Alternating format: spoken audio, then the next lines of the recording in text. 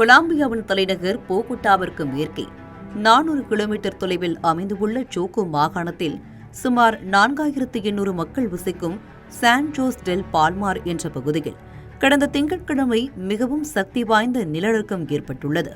பூமிக்கு அடியில் 107 கிலோமீட்டர் ஆழத்தில் ஏற்பட்ட இந்த நிலநடுக்கத்தை தொடர்ந்து 2.8 மற்றும் 4.8 ரிக்டர் அளவுள்ள 2 சிறிய நில அதிர்வுகள் ஏற்பட்டதாக கொலம்பிய புவியியல் சேவை தெரிவித்துள்ளது. மேற்கு கொலம்பியா முழுவதும் நூற்றுக்கணக்கான மைல்கள் பரப்பளவிற்கு தாக்கத்தை ஏற்படுத்திய இந்த நிலநடுக்கத்தின் தாக்கம் சுமார் 150 மைல் தொலைவில் உள்ள போகோட்டாவிலும் அண்டை நாடான ஈக்வடாரிலும் உணரப்பட்டதாக கூறப்படுகிறது. பல புவித்தட்டுகள் சந்திக்கும் நெருப்பு வளையம் எனப்படும் நில அதிர்வு பிளவுகளின் வரிசையில் கொலம்பியா அமைந்துள்ளதால் சக்தி வாய்ந்த நிலநடுக்கங்கள் ஏற்படும் வாய்ப்புகள் அதிகம் உள்ளன என்றும் நாஸ்கா புவித்தட்டுக்குள் உள்ள ஒரு ஆழமான பிளவில் ஏற்பட்ட அசைவினால் இந்த நிலநடுக்கம் ஏற்பட்டிருக்கலாம் என்றும் அமெரிக்க புவியியல் ஆய்வு மையம் தெரிவித்துள்ளது. 1950 முதல் கொலம்பியாவில் ஏற்பட்ட நிலநடுக்கங்களின் நேரடி விளைவாக சுமார் 3500க்கும் மேற்பட்டோர் உயிரிழந்துள்ளனர். அதிலும் 1999இல் 6.2 ரிக்டர் அளவிலான நிலநடுக்கம் தாக்கியதில் சுமார் 1185 பேர் பலியாகியுள்ளனர்.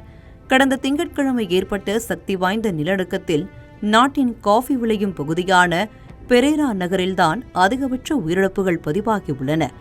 அதனை சுற்றியுள்ள நகரங்களும் வாலே டெல் கவுகா பகுதியும் கடுமையாக பாதிக்கப்பட்டுள்ளன.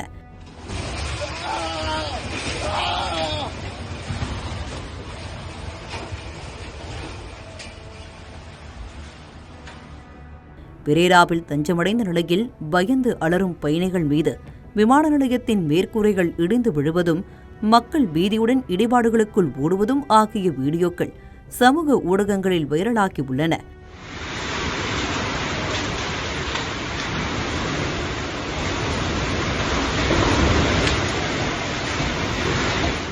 கொலம்பியாவின் சிவில் விமான போக்குவரத்து ஆணையமும் பெரேரா, மனிசாலெஸ், கிப்டோ, அர்மீனியா, கார்டாகோ மற்றும் புவனவென்ச்சுரா ஆகிய இடங்களில் உள்ள விமான நிலையங்களில் சேதம் ஏற்பட்டதாக தகவல்கள் கிடைத்துள்ளதாகவும் சேதம் குறித்து மதிப்பிடப்படும் வரை பாதுகாப்பு காரணங்களுக்காக வழக்கமான செயல்பாடுகள் நிறுத்தப்பட்டுள்ளன.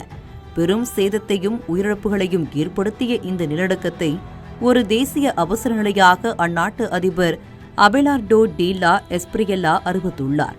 அமெரிக்க வெளியுறவுத்துறை செயலாளர் மார்க்கோ ரூபியோ நிலைமையை நெருக்கமாக கண்காணித்து வருவதாகவும் கொலம்பியா மக்களுக்கு உதவ தயாராக இருப்பதாகவும் கூறியுள்ள நிலையில் $15.5 மில்லியன் மதிப்பிலான அவசர நிவாரண உதவியையும் அமெரிக்கா அறிவித்துள்ளது. மீட்புப் பணிகளுக்கு உதவ கோப்பர்நிக்கஸ் எனும் செயற்கைக்கோள் சேவையை ஐரோப்பிய யூனியன் ஈடுபடுத்தியுள்ளதாக அதன் தலைவர் உர்சுலா வான் டெர் லேயன் தெரிவித்துள்ளார். கொலம்பியா மக்களுக்கு ஆழ்ந்த அனுதாபங்களையும் ஆதரவையும் கூறியுள்ள பிரான்ஸ் அதிபர் இமானுவேல் மேக்ரோன் இக்கட்டான இந்த சூழலில் கொலம்பியா பிரான்சின் நட்பையும் ஆதரவையும் முழுமையாக நம்பலாம் என்று குறிப்பிட்டுள்ளார். நிலவரங்களை கவலையுடன் கவனித்து வருவதாகவும் இந்த கடினமான தருணங்களில் கொலம்பியா மக்கள், பாதிக்கப்பட்ட குடும்பங்கள் மற்றும் மீட்பு மற்றும் உதவிப் பணிகளில் ஈடுபட்டுள்ள அனைவருடனும் இத்தாலி துணை நிற்பதாகவும் இத்தாலிய பிரதமர் ஜார்ஜியா மெலோனி தெரிவித்துள்ளார்.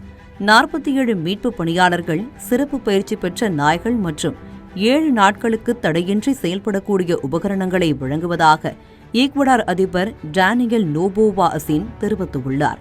கொலம்பியா மக்களுக்கு தேவைப்படும் அனைத்து உதவிகளையும் வழங்க தயாராக இருப்பதாக மெக்சிகோவை சேர்ந்த கிளாடியா ஷோன்பாம் குறிப்பிட்டுள்ளார். 60 நாட்களுக்கு முன் வட வெனிசுவேலாவை தாக்கிய இரட்டை நிலநடுக்கங்களில் சுமார் 6300க்கும் மேற்பட்டோர் உயிரிழந்த நிலையில் கடந்த ஜூலை இறுதியில் ஜப்பானில் ஏற்பட்ட நிலநடுக்கத்தை தொடர்ந்து கொலம்பியா நிலநடுக்கம் மேலும் இழப்புகளையும் அச்சத்தையும் உருவாக்கியுள்ளது.